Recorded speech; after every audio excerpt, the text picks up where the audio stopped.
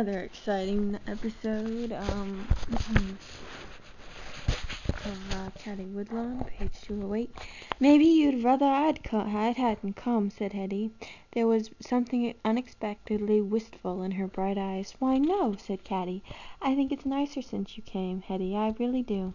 A pleased smile brightened Hetty's face. They sat on in silence for a while, but Caddie's mood of vacant daydreaming had passed. Something in Hetty's face had started a whole train of unaccustomed thoughts. She stole occasional glances at the serious round face, turned now across the farm toward the road, which wound away in the distance. It was almost as if Caddie had never seen that little face before. Suddenly she understood for the first time that Hetty was all by herself. Minnie was too young, and Tom and Caddie and Warren had no room in their adventures for a tagging and tattling little sister. Was her eagerness to be the first to tell only her way of trying to make herself important in the eyes of all selfish older people?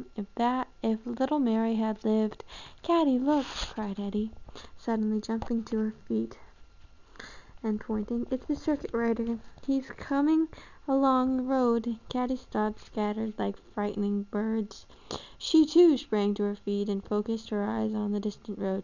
"Sure enough," she cried, "it's Mr. Tanner. How long he was gone this time. Let's run down and meet him. I want to tell him that I was the only one who mended his clock. Come on."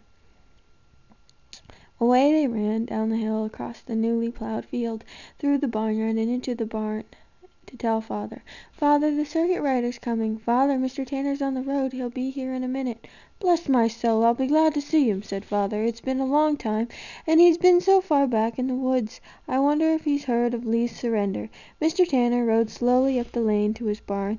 His horse looked tired and muddy, but there was something so strange and sad about Mr. Tanner himself that the children stopped halfway in the running to meet him. It was as if he carried bad news for them.